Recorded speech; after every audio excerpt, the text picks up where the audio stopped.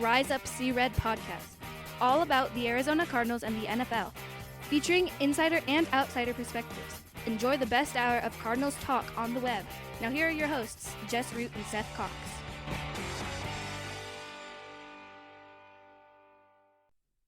Hello, Arizona Cardinals fans, and welcome to the latest edition of the Rise Up See Red podcast. I'm your host, Jess Root from CardsWire.com, the USA Today NFL Wire site, and my co-host is Seth Cox from RevengeOfTheBirds.com, the SB Nation Arizona Cardinals site, and also one of the hosts of the original Draft Breakdown podcast. Seth, how is everything after getting a bye week? Did you get out of town at all?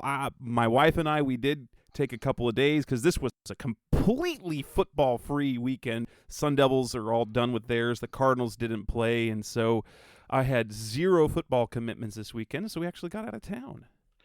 No, I still had youth football, and it was raining, and we got to stay out there extra long because they had to move fields. So it was, even longer weekend trying to recover on Sunday this week,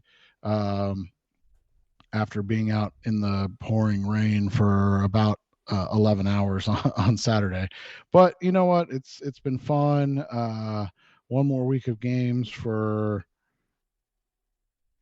youth football, and the Cardinals are back this week. So, and they don't play till Monday night. So again, a nice recovery day on Sunday where I don't have too much to worry about. That's good stuff. So this should show, obviously, we don't have any wins or losses to talk about because I mean the only loss is they somehow dropped in the NFL draft from right. the 7th to the 8th pick. So they got better, right? Is that what we're saying? So they became a draft pick better? Yeah, right, exactly. In the bye. They gave him a pick better in the bye. Yeah. So what we're going to talk about as we hit in this, because there's not much to talk about. The Cardinals did not practice at all last week. They had from Tuesday to Monday off, and well, they went back to the facility on Monday, and then now they're getting ready for the Patriots on Monday Night Football. So we're going to talk about kind of what's going around the division, because the quarterback situation is quite interesting. Kind of handicap the divisional race the rest of the way, and to see if the Cardinals have any chance at all to get back in it. We'll look at the schedule. How many wins can we expect the rest of the way? Talk a little bit about the injuries that players could be getting over, and then preview the game against the Patriots. So let's go ahead and get started in episode 384. Division quarterback situation. The biggest news is, well, there's actually two major things. One with the Rams is that Matthew Stafford has gone on injured reserve, and so he will miss at least 4 games, and it probably gives the feeling that he has been shut down for the rest of the year now that they are 3-9, which means John Wolford as the starter, and they picked up Baker Mayfield, who was cut by the Panthers. They claimed him off waivers. Doesn't it look like, so basically the Rams have given up on the season, have they not? Yeah, I mean, they've thrown in the towel. They know there's not any avenue for them to get to the playoffs at this point once they lost this game. So now it's just about evaluating situations. I mean, let's be honest, their season was lost when Cooper Kupp went down. They have not been able to find anybody to replace Odell Beckham Jr. Allen Robinson has been a complete bust of a signing for them. And so it's just one of those situations that you look at that you say, okay, this was, the ultimate hangover year, and maybe the chicken's coming home to roost from not having a first round pick since 2017, I believe it is. Something like that, yeah. And so those things, because that's the trade-off, right? They got the championship. They got the payoff. They got the payoff. Right. So all the players, but that's the one thing. All the players they traded for are older, and so that's the thing. So your window's much smaller. But as you said, they got, I mean, let's be honest, you and I right now would be like, hey, yeah, they're 3-9, but you remember that Super Bowl last year? That was awesome. Because it would be the first one ever. So maybe it's a little different because the Rams had won a Super Bowl before. But I mean, it'd been 20 years, so I don't know. I always have a hard time getting upset about going for it. But yeah, so they haven't had a first round pick since 2016. So it's not shocking to see that they're struggling, because there's two things that come from that, and Cardinals fans will understand that you can't always pay all your late round picks, because eventually when those guys hit, they get paid too much.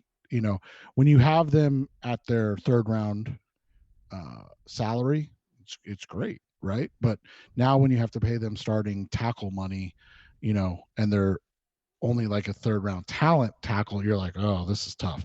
And then the other thing is, obviously, like I said, all of a sudden that talent gets older. I mean, a guy like Jalen Ramsey, who was maybe the best defensive back in the league for the last 2 seasons, all of a sudden looks really old, right? Like, he just doesn't look as good as he had in the past. And so those things all, like I said, they all come home. And it's unfortunate that the Cardinals weren't able to take advantage, because you have to assume, and I know that's a very dangerous thing to do, but you have to assume that they're going to get back on track, because I mean, even like a Jalen Ramsey is only 28. I mean, he's not that old. And you're talking about a guy that was all pro the past 2 seasons. So yeah, he's having a bit of a down season in his, from his standard, but he's still a good ball player. Cooper Kupp's recovery is going to be a big deal. And then the Matthew Stafford situation, like you said, like this dude, I guess this is something we can talk about at this point. You and I got information before the season that it was recommended, and we can't confirm this, but recommended that Stafford should have had elbow surgery in the offseason. And that's actually even kind of been reported, like not to this extent, that he really needed surgery. Essentially, he needed surgery, but he wanted to play through it. Right, and you saw the outcome, unfortunately, and it's nothing to be happy about. Anytime a guy has a serious injury like that where it requires surgery, and I think that was kind of the thing too, right, is he was going to be lost for the season if he had the surgery, or it was going to be like a pretty long recovery if he had the surgery. So he wanted to try to play through it. He finally won a Super Bowl. He'd been burdened with being a Lion for so long. You don't want to just give that up after one season and go back. And so he tried to tough it out, man. It's unfortunate it didn't work out for him. And then he had the other, he has a concussion, and then he comes out of concussion, and then he gets the neck injury. And they had their magical year, and now they're paying the piper. Yeah. That's been. So let me ask you this: does the Baker claim to you tell you that there's a long-term concern about Matthew Stafford? I don't think so. I think at this point it's just to throwing stuff at the wall. I think honestly with Baker at this point, it's, hey, they got John Wolford. They know that Bryce Perkins isn't it, and so maybe they can evaluate Baker to be something. Yeah, I was just curious if you thought that maybe it was like, hey, let's just get a head start on the post Stafford evaluations, or at least so they have, because they like Wolford, but he's a great backup. He's in the Colt McCoy camp. But do they like him enough to ride him out the rest of the year, or honestly, I think it's more about just having a capable backup behind Wolford, as opposed to anything else. I think Bryce Perkins, they realize, Bryce Perkins isn't the answer. That'd be akin to Trace McSorley starting a game, and you're like, oh yeah.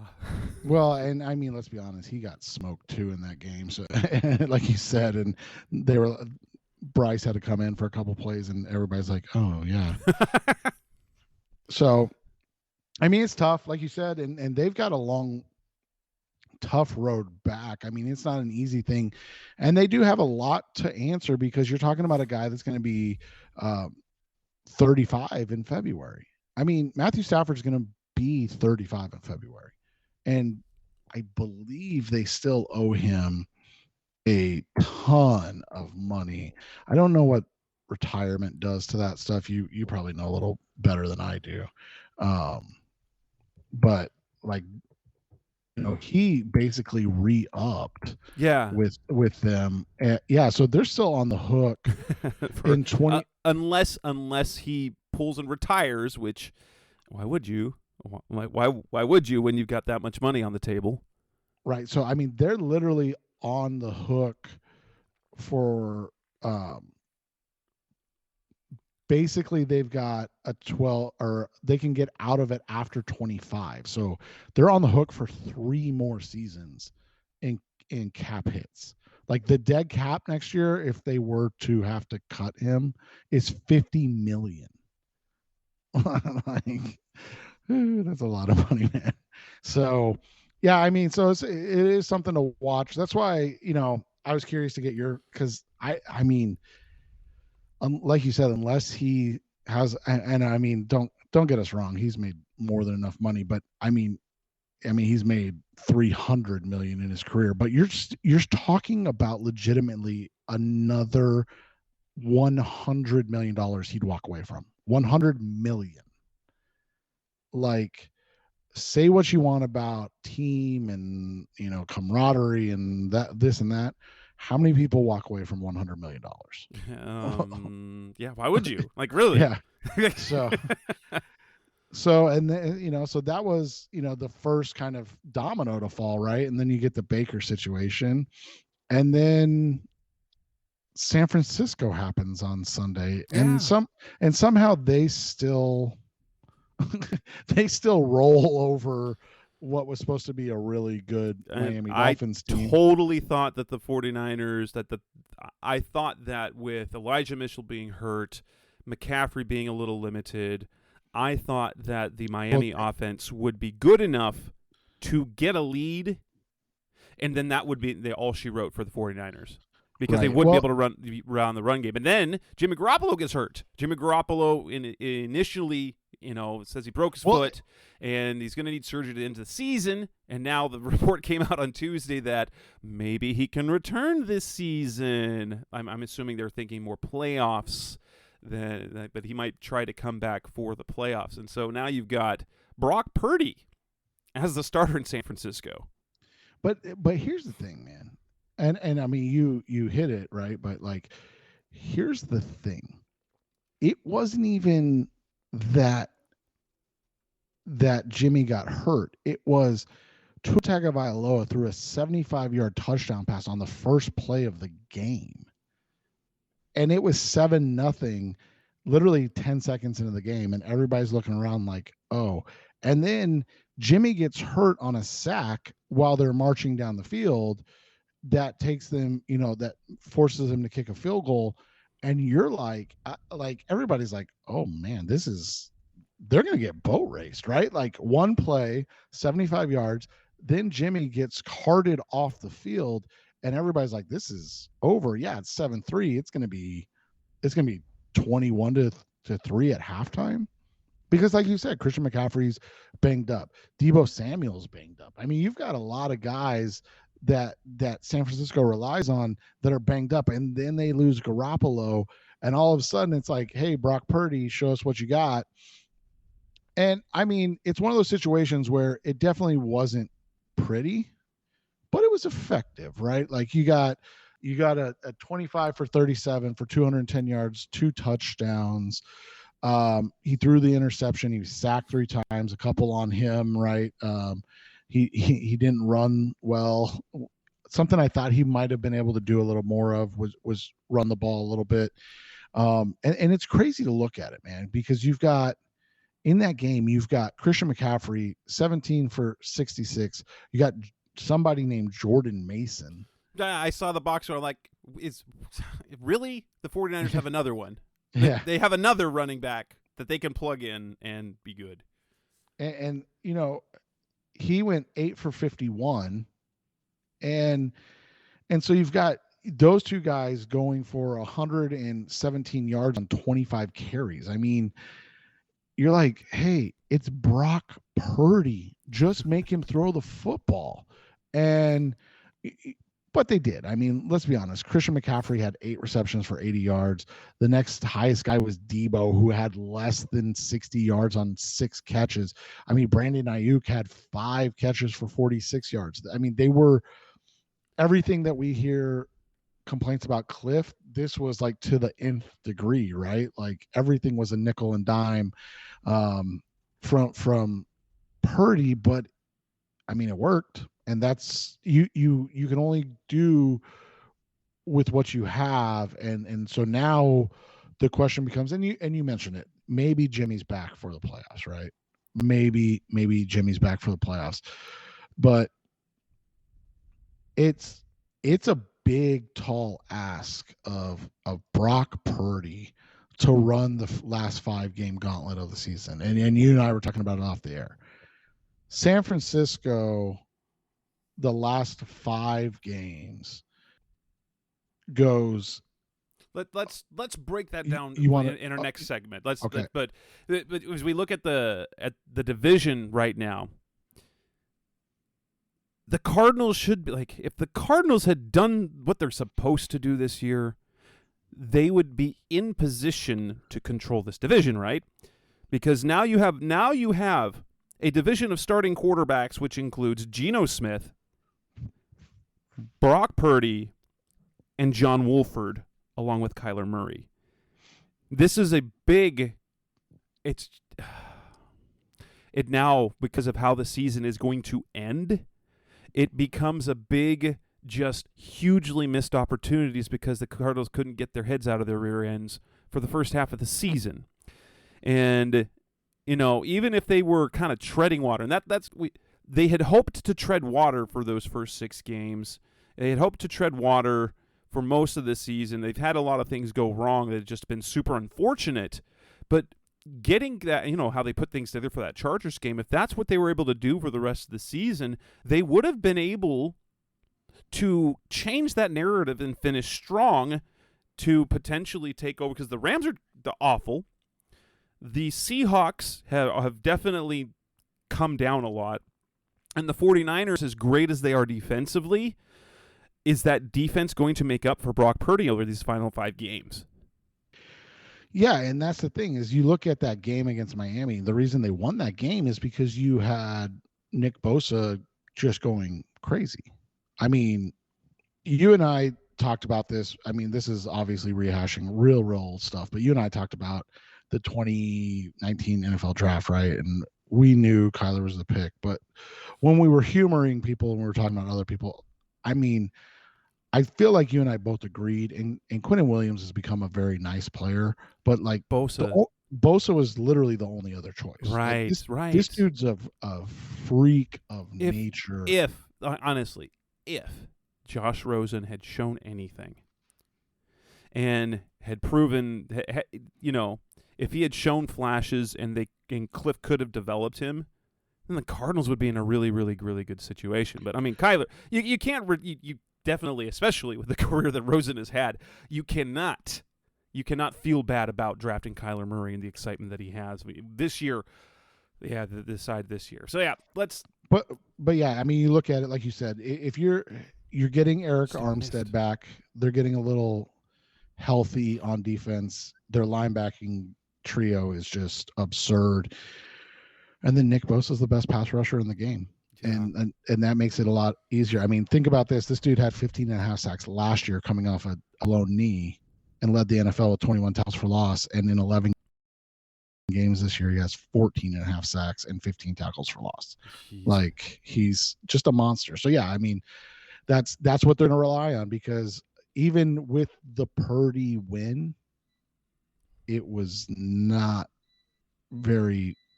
very good game itself. I mean, it just wasn't a good Coming game. up next on the Rise Up See Red podcast, the best of Cardinals talk on the web. Let's break down the division race with the quarterback situation at the top. Is there a chance? Like, what can we pick? What can we see in the division the rest of the way? That's coming next on Rise Up See Red. They're back on the Rise Up Sea Red podcast. Best of Cardinals talk on the web. Let's talk about kind of the division race in the NFC West. The 49ers. The 49ers are in control at 8-4. The Seahawks are 7-5. The Cardinals are 4-8, and the Rams are 3-9. It is basically a two-team race. But if we look at, but again, you've got a Seattle team that has been struggling. They did pick up a barely win over the Rams, took a last-minute touchdown, and while they had that 4-game winning streak, they had lost 2 in a row. They lost Buccaneers in Munich, and then they lost it overtime to the Raiders, and suddenly that defense, which was terrible early, then came around and started playing well. Suddenly doesn't look so good anymore as they gave up 40 to the Raiders and 23 points to a hapless Rams offense that in the Cardinals defense, which is not a great defense, completely shut down the Rams offense in that game. And so as we kind of look at the division the rest of the way, the Seahawks are a game behind. They have games left. This is their schedule the rest of the way. They play Carolina this week. Carolina's bad, but not terrible right now. Their defense is really, really good. San Francisco, they've got Carolina, San Francisco. In fact, they play, let's look at this again. They play 4 of their final 5 games at home. San Francisco? The Seahawks. They play Seahawks, 4 of their 5 games at home. Home against Carolina, home against San Fran. They go to the Chiefs, Jets, and then they host the Rams. So you're looking at that schedule. I think you should. They should minimum get 3 more wins, right? Well, you look at it like you said, Carolina. That feels like an easy win. The Jets is an interesting one, and that's the one that kind of sticks to me because as much as I want to say this is an easy win, especially at home, Robert Saleh's done a nice job.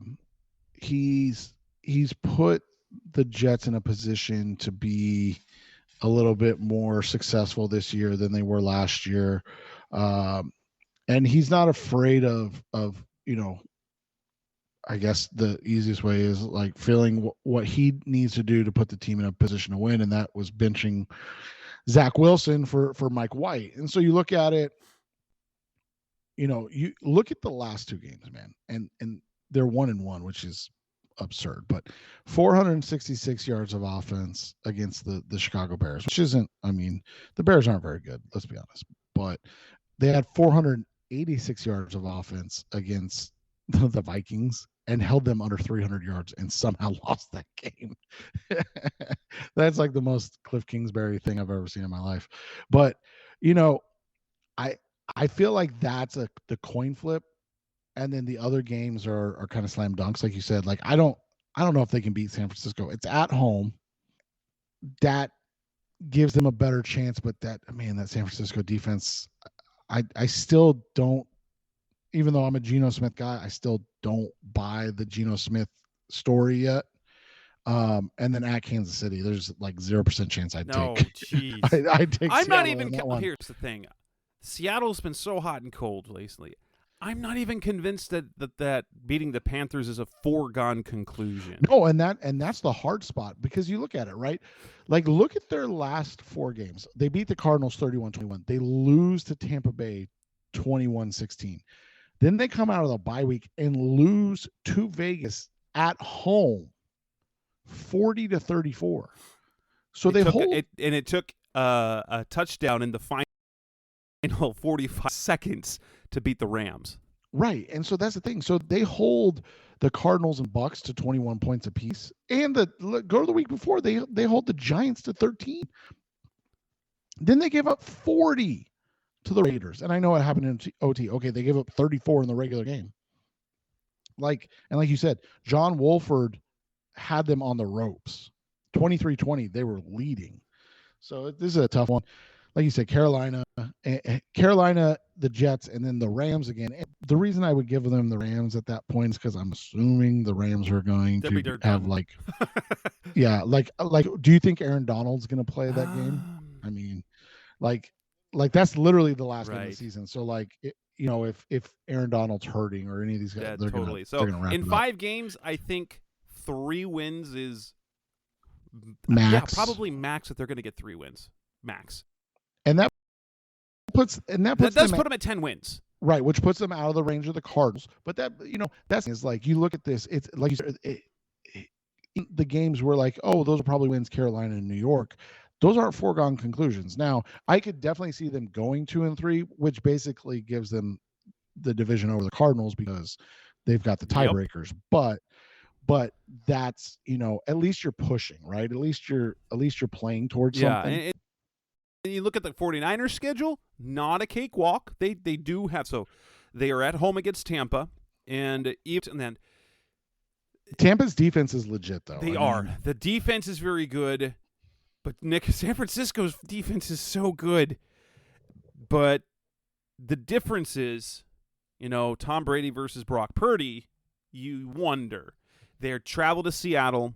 They play Washington at home. They go to the Raiders, and then they close at home against the Cardinals. They already have 8 wins, so they're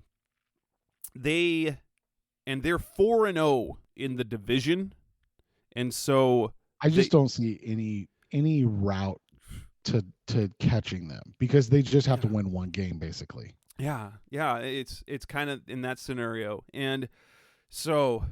And here's the thing, and it's not going to happen. So I don't want anybody like in 2 weeks to be like, "Oh, you said no." You look at with Brock Purdy in the schedule they have, you can see where they could go 0-5, like considerably. But that's really hard to do.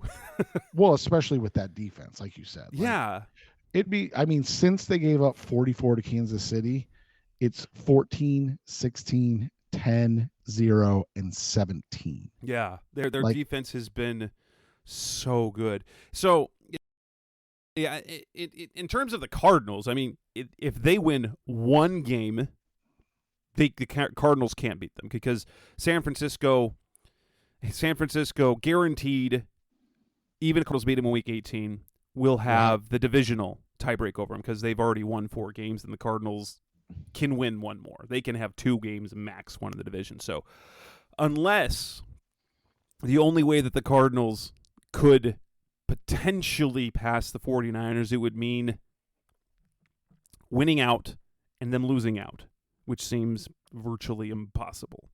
So they pick up 1 win, and you figure even with big – this is the thing, the Raiders game. Their defense, the Vegas defense is bad. So even Brock Purdy can lead them to a win because Raiders' offense is good, but the San Francisco defense is legitimately good, like amazingly good. And so you can pencil in, at minimum, a win over the Raiders, and that would eliminate the Cardinals. The question then comes in is Seattle.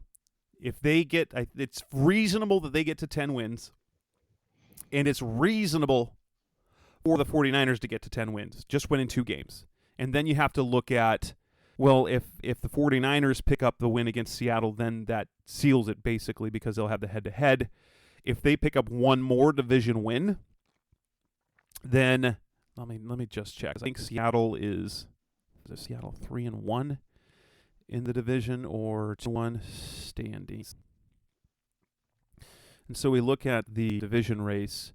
So Seattle's 3-1. If they beat, so they could Seattle if they beat the 49ers and win the division and then beat the Rams, they could go 5-1 in the division. And even if the 49ers beat the Cardinals, it might come down to conference record, which we'd have to, or common games record, which we'll have to look at that later on. I think that even with San Francisco's defense, I think the Seahawks probably are in a position to overtake them unless they continue to decline. Yeah, and I feel like there's 2 wins in that Yeah, they'll probably end up both teams at 10 wins. Yeah, I feel like, and they'll come down to what the tiebreak is. So everybody's got 5 games left. I'm just trying to do the count in my head. Okay, so yeah, I mean, all right, so I mean that Seattle game. Here's the thing. So let's say both teams win week, all right, which is not far fetched. I mean, Tampa's going to be tough for Brock Purdy. I mean, I'm not going to lie, but let's just give them a win and then give Seattle the Carolina game. When you look at that Thursday night in Seattle in December, prime time, that just screams like coming back to earth game, doesn't it? For like a rookie that's been playing over his head. And like, I'm not saying that would be the deciding factor in the division itself, but that could be the game that like puts the onus on San Francisco of, oh, now we have to win a game, because Seattle has the easier last 3 games. I mean, I don't think either of us would disagree with that. Outside of, I mean, obviously Kansas City's the toughest game, but Washington at LA or Las Vegas and then Arizona's a tough schedule comparatively to at Kansas City, New York, and LA. Just because of how bad the Rams are this year, whereas the Commanders are a playoff bubble team, and the Raiders have somehow beat good teams this year. And like you said, the Raiders defense is probably porous enough where they're going to be able to score enough points, but it's also one of those things where maybe the Raiders, having won 3 in a row, they get the Rams this week, like all of a sudden you get a little frisky because you go Rams and then you get New England on a short week. And then you look at it and you're like, oh, maybe we can still play and make the playoffs. Whereas, Seattle is going to have, like I said, we'll see where the Jets are. That'll be what's interesting. But that San Francisco game, man, that's going to be a really intriguing Thursday night football game, because I think it could tell the story of whether or not San Francisco can weather the storm. Yeah. Hey, we don't have to talk about the Rams, though. That's for reals. They're done. They're done. But I think, but the sad thing is with the Cardinals is that winning out at this point, it still doesn't do enough. It doesn't guarantee you anything. I guess it puts you on the cusp in the playoff picture. And that, I mean, I know people don't like this, but realistically, that's kind of all we're asking for year to year, right? Be in the hunt late. I mean, obviously, we would prefer that they be a playoff team. But right now, they're really not in the hunt. That's the thing. They're really not in the hunt now. They're on the fringe. There's this glimmer of hope, and that's it. They're just mathematically not eliminated when their reality is they are eliminated. And so even a base scenario of winning the rest of their games. So you've got the Patriots, you've got the Broncos, you got the Buccaneers, you've got the Falcons, and you got the 49ers. Like if we look at those, actually we're going to talk about that next. So yeah, let's do that. Coming up next on the Rise Up See Red podcast, the best hour Cardinals talk on the web. Let's talk about what we expect from the Cardinals in their final 5 games. That's coming up next on Rise Up See Red. We're back on the Rise Up See Red podcast, the best hour of Cardinals talk on the web. The Cardinals have 5 games left on the schedule. We know at best, the best case scenario, they're going to go 9-8, and that's if they win all 5 games. But let's recap the games they've got left on the schedule. They play 3 of their final games, 3 of 5 final games on their own, including 3 of their final 4. How many of those games can we reasonably hope that they get wins? And if I'm looking at the schedule, I mean, I believe if they're playing at the level that's reasonably close to what they played against the Chargers, 2 wins is a because they don't beat the Broncos. Broncos and Falcons are 2 games that they should win, and I think they pick up one other one somewhere. And if that's going to be, I think this is the week that they can do that because the Patriots are super hot and cold. And we'll talk about that in that part of the show. But, when the Patriots defense, like there is a very clear line as to the 20-point mark. And I'll talk about that in that part of the show. But the 20-point mark for the Patriots defensively is critical. And so, yeah. And I think the Cardinals, if they've got the offense humming like they did against the Chargers just for 3 quarters, I think they can win that one. So I think kind of a reasonably best-case scenario is seeing them get 3 wins with, if they upset a team, that the absolute best-case scenario we could expect is probably 4. But it would be like, though there is a scenario where I can see them winning all 5. I think the Patriots, they can win. The Broncos, they will win. The Falcons, they should win. The 49ers, they could win. There's Brock Purdy. And then it comes down to that Tampa Bay game on Christmas Day. And San Francisco, it might be where they've clinched the division. They can't, because realistically, they're not catching. You look at it, realistically, they're probably, this is a really, really, really strong statement. They're probably locked into 3rd in the NFC, because I don't see them catching the Eagles. And catching that Vikings team is tough, man, because that's they didn't play head to head, did they? I don't think they did, but no, because that was for the Cardinals. That game was their place. Okay. They got the Chicago Bears. That's right. That's right. Which they lost. So so you look at it like they would have to go theoretically. They would have to go, 3-2, and the Vikings would have to go 0-5, 0-5 the rest of the way for them to overtake the Vikings. Which again, everything could happen. Just don't see it happen. Like if the Vikings win one game, the 49ers are locked into the 3rd place to me. But I don't see the 49ers winning 4 of their last 5 with Brock Purdy at the helm.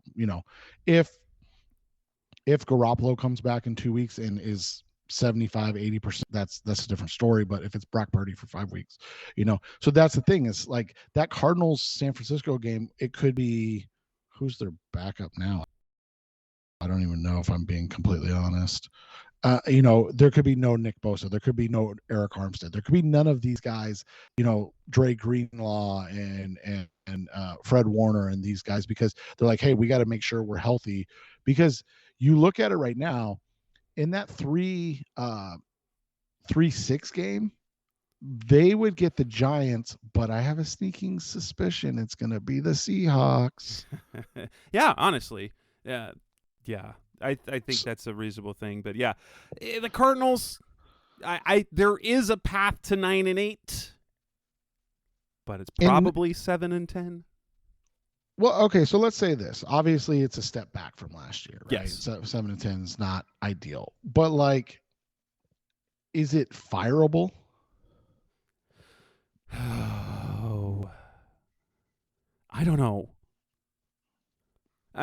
When you give them the contract extensions, you don't think that this fireable, especially, they've got there's so many things that have gone wrong this year with the roster wise. But yeah, that comes down to the core, is like, is it fireable? Well, are they going to fire the general manager? Well, that goes back to what we talked about last week, right? So if you're not going to fire Kime, then why? Why get rid of Kingsbury? Why? Right. And so that's what it comes down to. But like, yeah, I think 3 is reasonable to expect, and some people might say, well, that's expecting a lot from this team, and maybe it is. Let's be honest, maybe it is.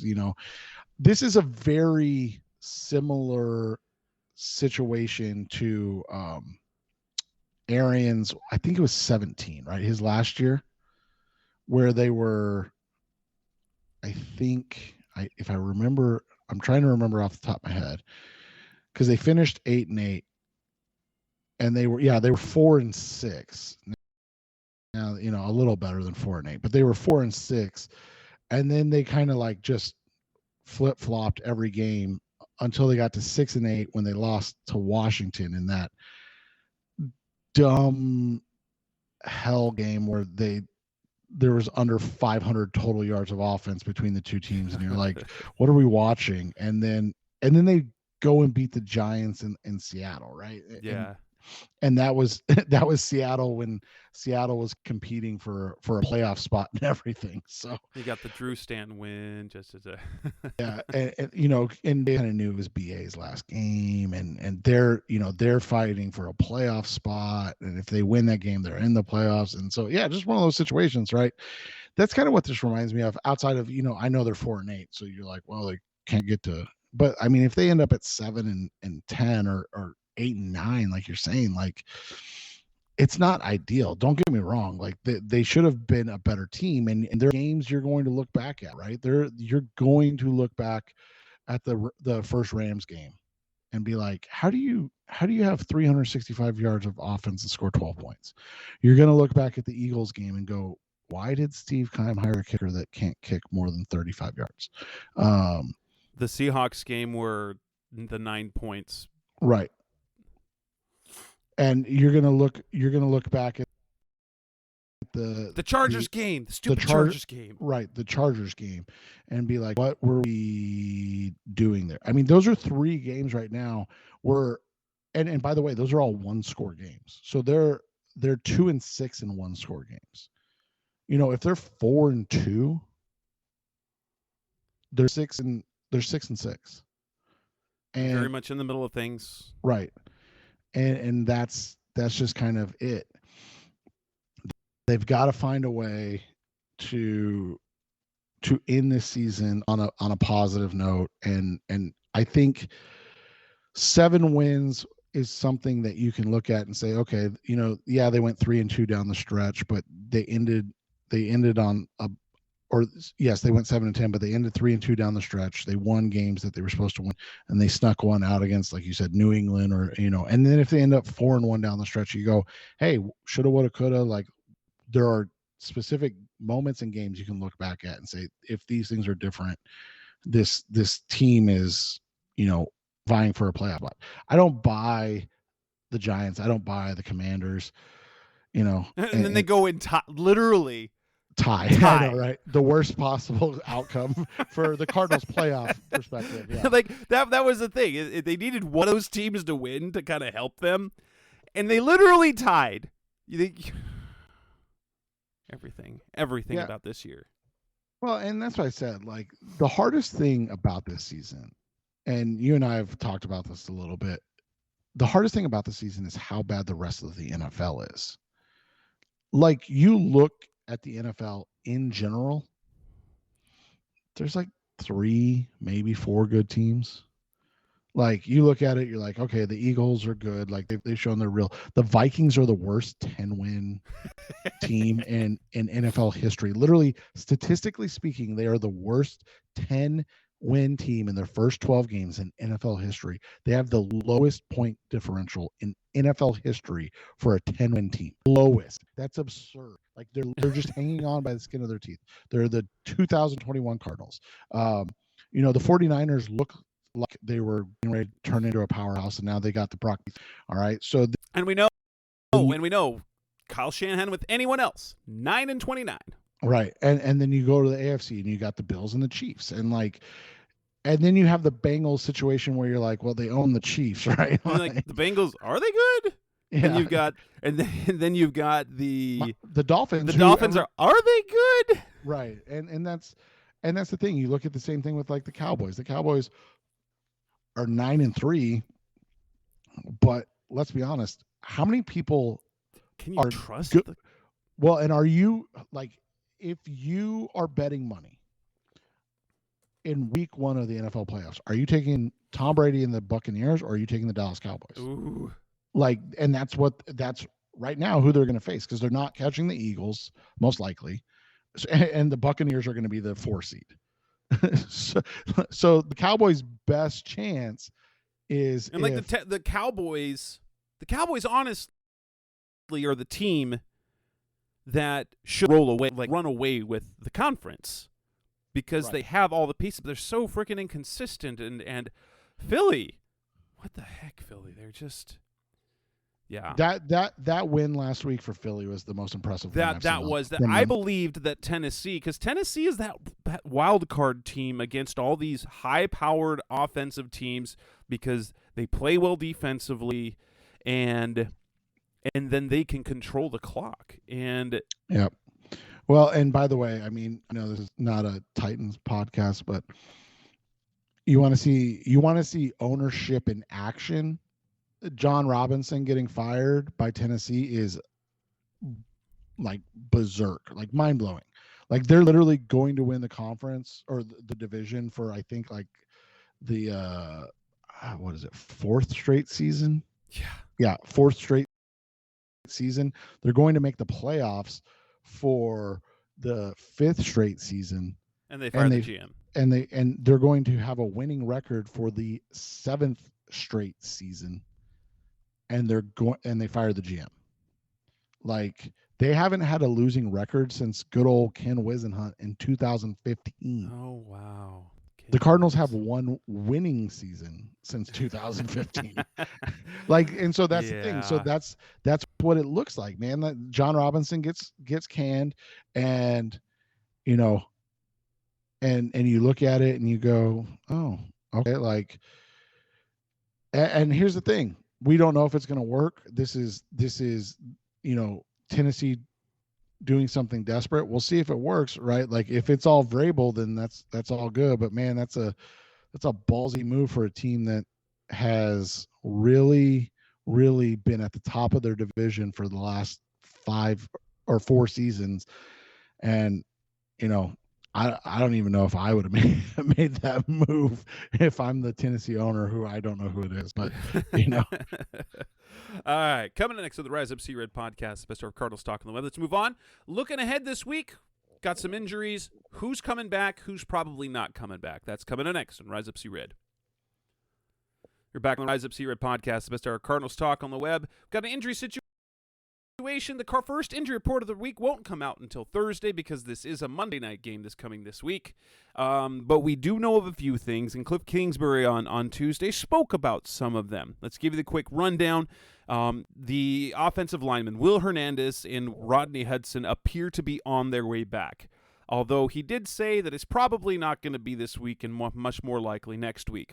I can tell you for a fact, of course they're not coming back this week. They haven't been out 4 games. The IR rules require players to miss 4 games, not 4 weeks. So they're not even eligible to return this week.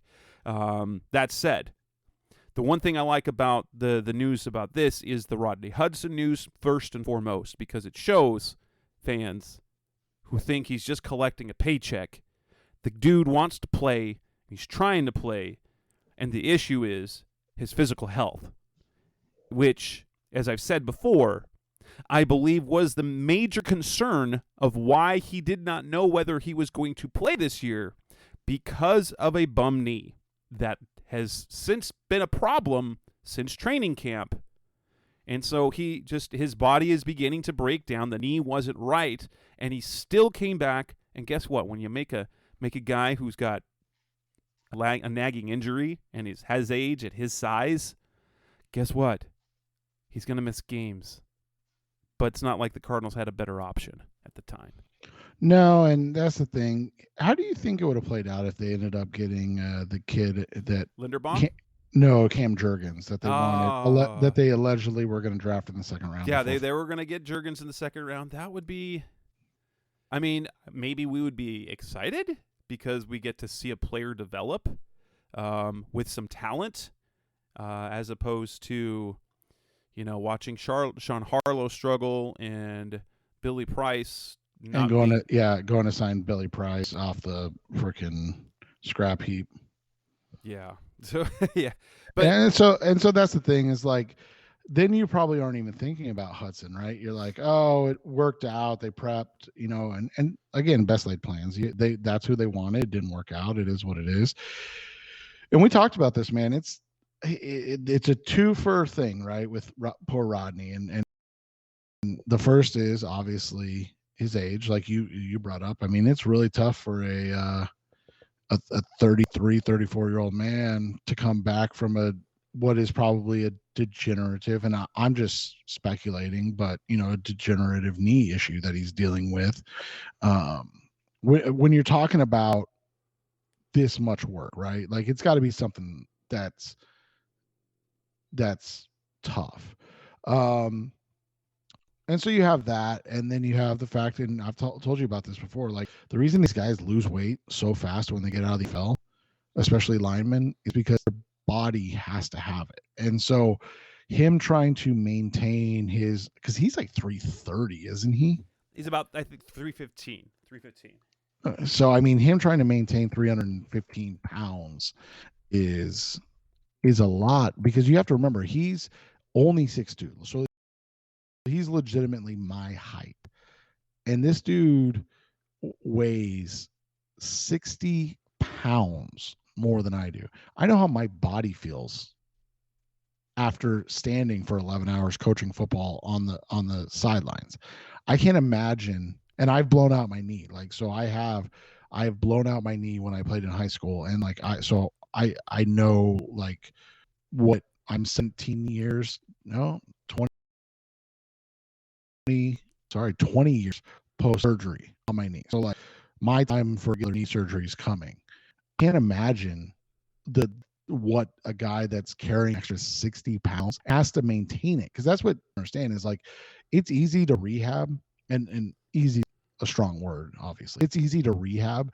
It's a lot harder to rehab while you're having to maintain your weight and get at a level where you have to play center in the NFL while also trying to get healthy so you can move laterally and things of that nature. And just, I mean, the fact he's even trying it shows that, like, yeah, he's still in it. This is a dude that wanted to finish, if this is his last season, he wanted to finish his career on field, not on the side. Yeah, and so he wasn't sloughing around. Now, the Cardinals also have players coming back, so they've got the receivers, Greg Dortch and Rondale Moore had the groin injury, Dortch with the thumb injury. It sounds like Dortch will probably be able to play. He'll probably be able to play. Rondale Moore is going to be more of a stretch, and he will be day-to-day with his back injury. Now, what's interesting is what we're going to see playing out is where are there other injuries. The Cardinals worked out punters and snappers last week, which right. raised some red flags, unless they're just scouting for next year because both are free agents. And let's be honest, I like Andy Lee and Aaron Brewer, but both should have been replaced by now. I get if it ain't broke, don't fix it. But man, keep running back guys that are in their upper 30s. It's just asking for it. But yeah, that's a really interesting thing. Like, is that what your speculation is? Because we don't have, like, we're legitimately saying we have no insight into this, unless it was just. I'm guessing, because I think this is the time of year when they start bringing in players to look for future contracts to sign them in the futures. Yeah, and so I think that's part of it. Like today, Tuesday, they had quarterback Carson Strong in among some of the players they brought in. But I think it's just that time of year. December is evaluation. That said, I'm like, wait a minute, punters and long snappers, did they get sick? Right. Did someone get hurt? And then they re-sign Michael Dogby and Blake Lynch to the practice squad. You're like, okay, does that mean that there's an injury? There's a new injury on the defensive line at the linebacker position. It says because Cliff Kingsbury doesn't just give that information up. No, he only will talk about it if someone asks him about it. And those were known injuries, and so they were asking about that. Any new injuries, he'd probably say, well, you'll see the first injury report on Thursday. So, yeah. Well, and that's one of those situations too, man, where like Justin and I actually talked about it on last night's podcast. Cliff is a college guy at heart, and that's one of the biggest things from college guys is that they never have to talk about injuries, ever. Like, they don't have to disclose injuries. So, like, we were talking specifically about Ohio State's Jackson Smith and Jigba, who's been out for virtually the entire season, and he was a lot of people's wide receiver one coming into the season. He took a hit, but he's had something wrong with his leg. Like, he took a hit to the head, but he's had something wrong with his leg all season. And he's finally said, like, he's not going to play in the college football playoffs, and he's going to just get ready for the NFL draft, and it's going to take that long for him to get healthy. So you're like, what in the hell? So remember, that's where Cliff comes from, where they're like, oh, I don't have to tell you anything, like, and so that's been one of Cliff's things from the beginning is he's like, I'm going to give you as much information as I need to give you, and I'm not giving you anything. Like, that's just who I am. Yeah, and then so that basically wraps up the injury section. So next on the Rise Up Secret podcast, best of Cardinals talk on the web. Let's wrap this up and talk about the Cardinals and Patriots, their preview this weekend. Not on the weekend, but wrapping up Week 14 on Monday Night Football. That's coming up next on Rise Up Red. We're back on the Rise Up Red podcast, best of our Cardinals talk on the web. The Cardinals are going to host the 6-6 Patriots, an interestingly inconsistent team. I don't know how this team has a better record than the Cardinals. Here is the kind of the money stat where you look at that. So the Patriots haven't allowed more than 17 points in their 6 wins. In fact, in their 6 wins, they're giving up only 8.7 points per game, right? That's amazing. So their defense is either great or it's terrible. In their 6 losses, they're giving up an average of 29 points a game. Oh, that's like the Cardinals, man. Yeah, it's the 20-point mark is the linchpin. The Pats do not have a win in which their opponent scored 20 points. And so that's going to be that's kind of it. So if the Cardinals can get to 20 points, the good chance they're going to win the game. And then you look at the other money stat. There was a perfect money stat until the Chargers game. The Cardinals entering the Chargers game were 4-0 if they held their opponent to under 100 rushing yards, and 0-7 when they hit the century mark. That stat changed because the Chargers came back and won that game, and they rushed for like 65 yards as a team. So they're 4-1 when they keep their opponents under 100 rushing yards, and 0-7 when they get 100 or more. The Cardinals are 3-1 when they rush for at least 130 yards as a team. And, we know that. And also, that's the other money stat, is that the Pats have allowed at least 130 rushing yards in all 6 of their losses. So run game overall kind of becomes the critical point there is, can they move the ball, one? And if the Cardinals are able to move the ball, we know that the running game will be working. So let me ask you this. They are, as you said, they're super inconsistent. Their wins are 2 over the New York Jets. Both of those games, I believe Zach Wilson started. The second of which, by the way, Zach Wilson and the Jets offense had 103 yards of total offense in that game. So that was not good for those of you scoring at home. Yeah, they won that on a last-second punt return for a touchdown. Right. Yeah, so Zach Wilson started both of those games. Zach Wilson is legitimately an awful quarterback. They beat the Cleveland Browns with Jacoby Brissett. The Browns have been super inconsistent. Their best game was against the Lions, honestly. Right. And so, like, they beat the Steelers, the Colts, and the Lions. And like you said, that Lions game was, you're like, where did that come from? 29-0? Right. And that was that was the game because you're like, well, the Lions, they've been scoring 30 points plus a game.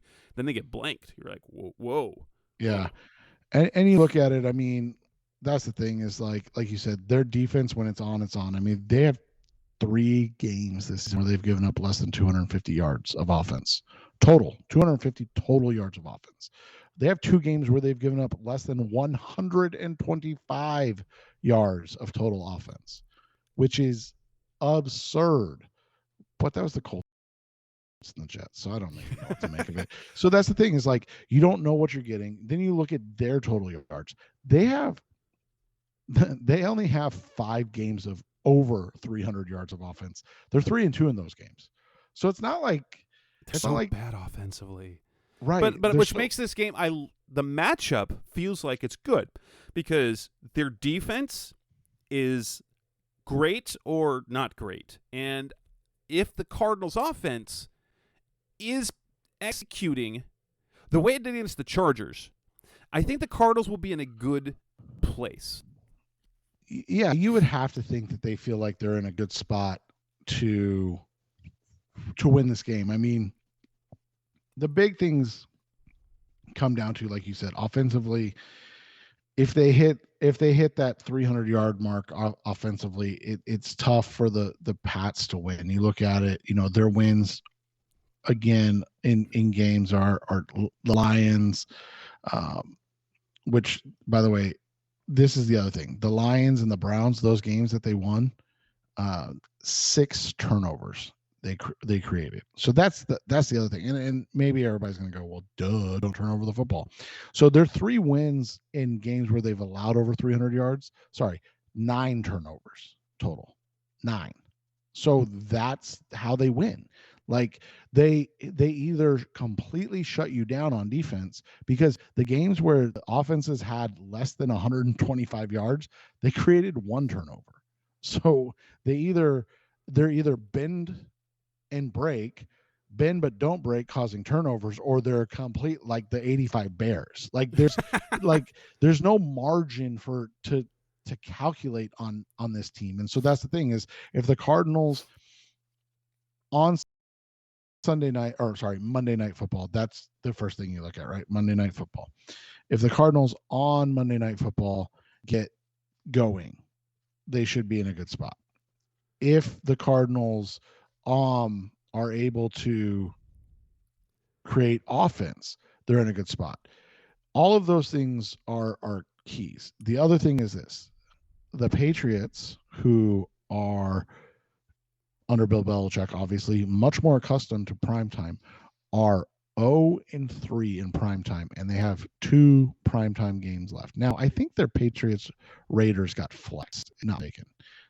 They're 0-3 in primetime, and in those 3 games, they've given up 33 points to the Vikings, who we talked about earlier. They gave up 33 points to the Chicago Bears, and then they gave up 24 last Thursday and looked like a JV team playing against the Buffalo Bills.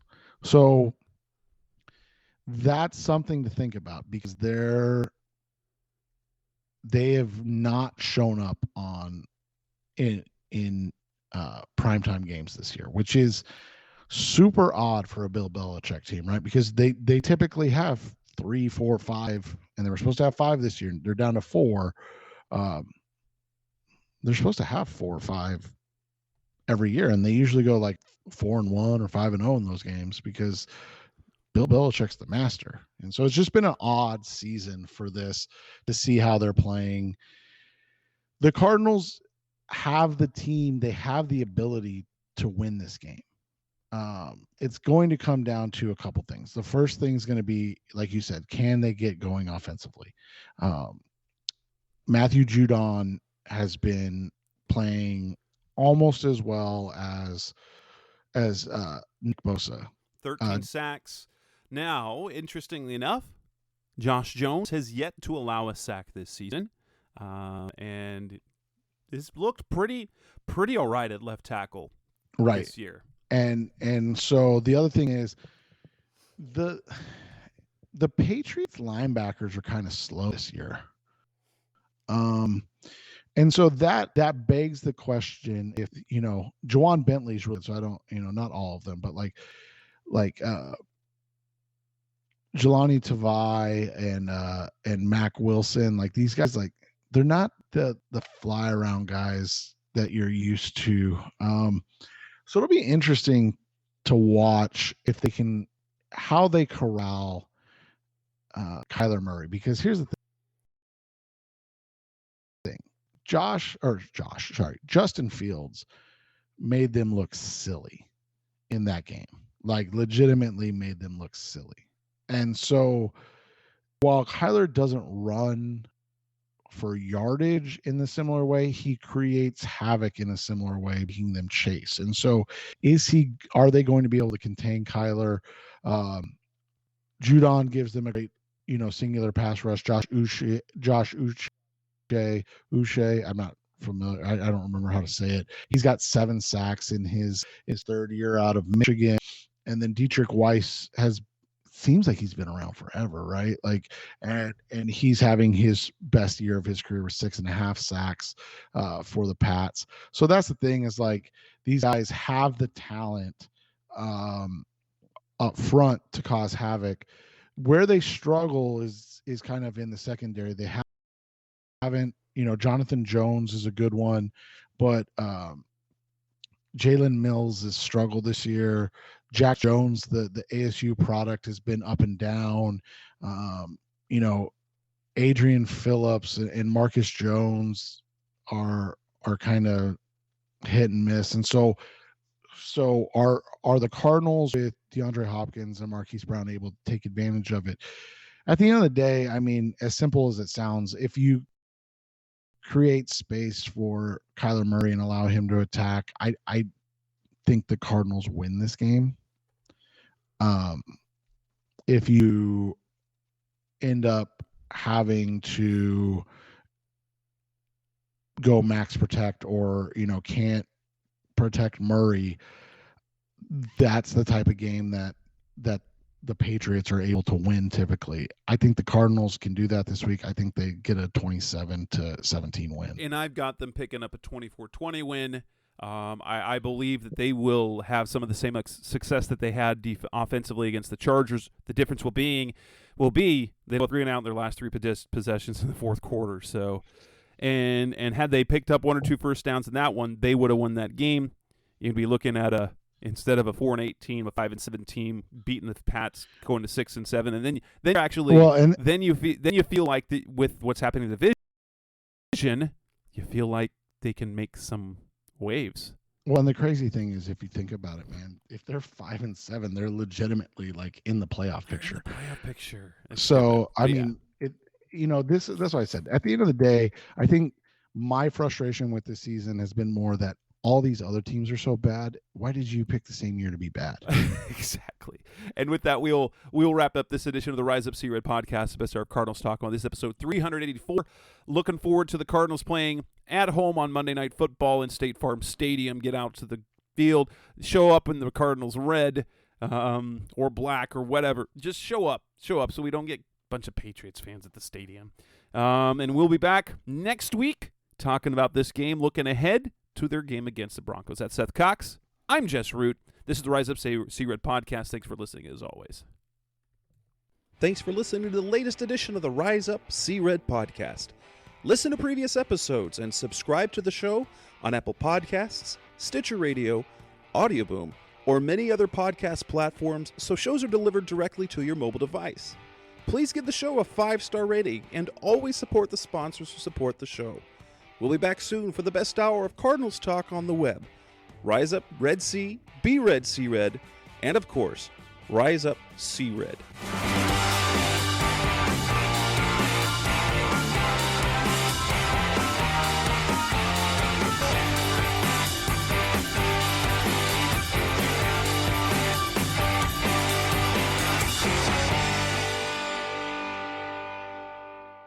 Roll!